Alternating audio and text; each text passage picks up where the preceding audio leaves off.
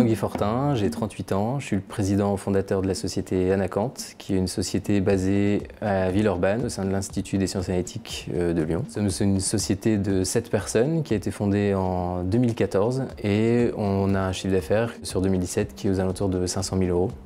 Il y a un an, on était 3 personnes et on faisait 260 000 euros de chiffre d'affaires, donc on a une société en croissance. Ce qui nous différencie par rapport à la concurrence, c'est notre expertise sur l'analyse des biomédicaments et plus particulièrement sur l'analyse des protéines, avec une technologie qui s'appelle la spectrométrie de masse. Et les sociétés pharmaceutiques font appel à nous pour évaluer l'efficacité de leurs médicaments, la toxicité de leurs médicaments, et aussi pour améliorer toutes les étapes de bioprocess, donc de fabrication de tous ces biomédicaments. Pour moi, il y a deux types d'innovation. Il y a l'innovation de rupture, où on va répondre à un besoin qui n'est pas forcément encore existant, ou en tout cas pas encore connu par les utilisateurs. Et ensuite, il y a l'innovation qui va améliorer le quotidien par des petits progrès qui vont simplifier au final la vie des utilisateurs. On fait du dosage de molécules, et quand on a fait du dosage, on a besoin d'étalons. Et ces étalons sont assez compliqués à préparer. Donc l'idée, c'était de dire comment on peut faire pour améliorer le quotidien de nos utilisateurs. Et c'est comme ça en fait qu'est née l'idée de ReadyBeads, donc l'innovation qu'on a développée.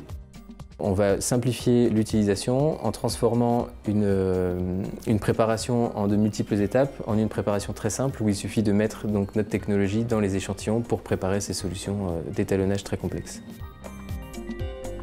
On s'est lancé dans le programme Innovation PME parce que déjà moi j'ai eu la chance de bénéficier des autres programmes de la chambre de la CCI de Lyon. Et pour moi c'était important parce que nous on est une bande de scientifiques, on vend de la techno, on est bon dans notre domaine qui est la technologie.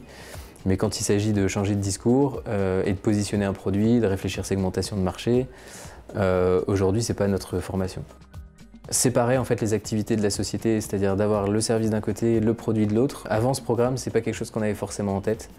Donc ça nous a permis vraiment de prendre du recul et de se rendre compte que si on continuait comme ça, sur cette voie-là, on allait s'enfermer sur des segments de marché qui n'étaient pas forcément les segments de marché les plus porteurs pour notre innovation.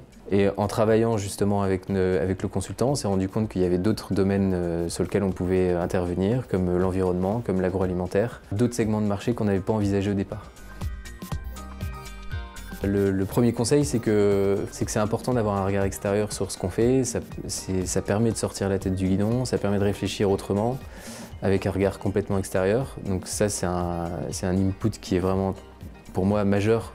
L'autre avantage qu'on a, c'est qu'il y a quand même un support de la région sur ce programme-là qui fait qu'au final, on investit peu d'argent et que le retour sur ce faible investissement est pour moi important. Donc il faut y aller. C'est le meilleur conseil que je peux donner. C'est à faire, c'est consommateur en temps, mais je pense que c'est un investissement en temps qui est important pour le développement des sociétés.